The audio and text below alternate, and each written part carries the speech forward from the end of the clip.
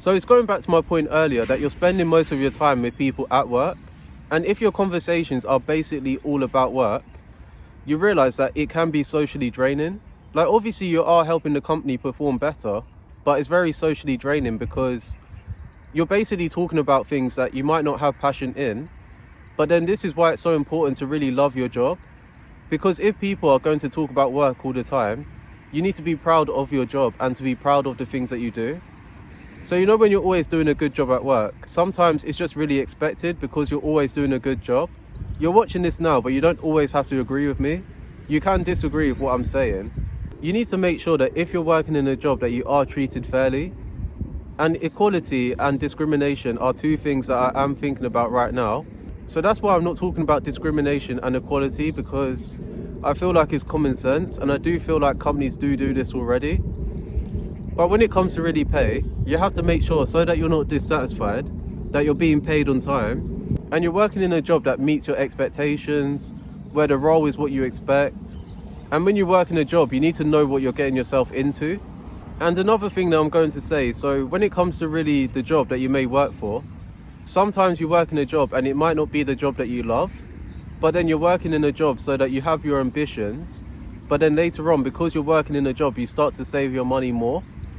And because you save your money, you realize that later on you can save your money to do what it is that you want to do, whether it's to travel, it's to move to a different area, because you need to have that goal in mind when you are working in a job, so that way you're able to work more harder. But if you have no ambitions whatsoever, and you realize as well that because you have no ambitions, you don't want to work at all, and that's why you are dissatisfied, and at that point you're just being lazy. Because you're tired in a job, you have to realize that discipline needs to start to take over, because there'll be days where you don't feel like going to a job at all. You need to make sure that your discipline is very high and it's over your motivation. Yeah, I think I'm almost done. I just have one more topic to really talk about. So I've talked about pay and I've talked about people, and I just have one more topic to really talk about.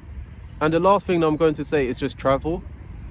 Because last year I was working in this company, and what happened, because I was taking the train and it took an hour and 20 something minutes on the train, I already knew that the expenses were going to be high. But then this is why it's very important to work in a job that will pay you on time. But then also you're working in a job where the pay is as expected, where the things that you do in the role is basically equal to what you're getting paid. I almost forgot to say this, and depending on how long this video is, I might break it down into part 1 and part 2. But if not, it will be like one long video. But I wanted to say this before I forget. You know, for example, when you are working in a job, no matter if you're the best performer or no matter how long you've been there, you need to have this thought in the back of your mind that no matter how long you've been there, a job can dismiss people for whatever reason. It could be budget cuts. It could be that the company wants to work and do things differently. You need to start having a backup plan.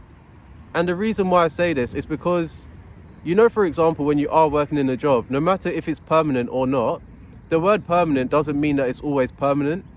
The company will do whatever it can to keep the company thriving and to keep the company striving. But you have to make sure as well that when it comes to permanent companies, that you start to save your money over time. Because once you save your money over time, you realize that if you are dismissed from a company, that you are prepared, because you need to mentally prepare for this as well. And another thing that I'm going to say when it comes to job dissatisfaction, you need to make sure that you have something else that you're working towards for yourself. Because, for example, when it comes to really a side hustle, you need to start doing things that you're naturally good at. And for example, you just need to communicate with people. You can teach people how to approach people, and you ask them to pay you some way. But then also you can teach people how to be confident. Like, the thing is, when it comes to side hustles, it's just doing things that you're naturally good at. And if you have something that really interests you, but you're not good at it, you can take the time to learn. And the main message of this point is, you know, for example, how you work hard in a job and you're doing something to help someone else do well. You have to realize that if you work as hard in a job on your side hustle, you realize that you have your job and the side hustle, rather than just relying on your job.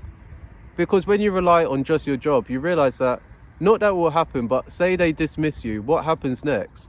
The job's advertised in the moment, it's like a different industry.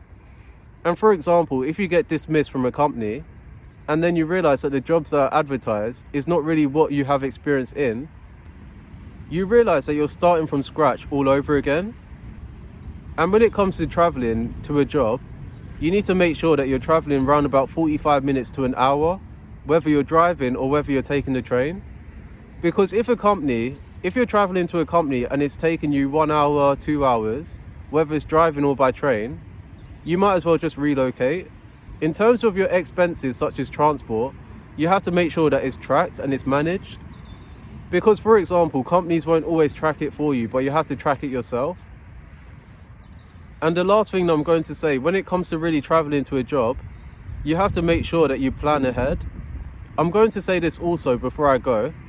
You need to start working in a job that is within your area or a job that you can easily commute to.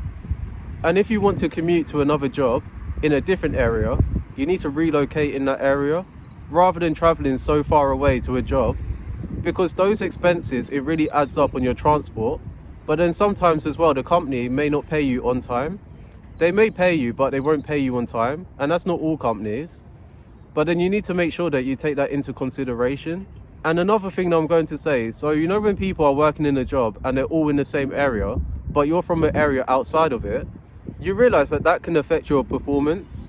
Because when you're wasting your energy on traveling to a job, like you're traveling to and from a job, you realize that the people that are living within the area of the job, is an easier commute for them.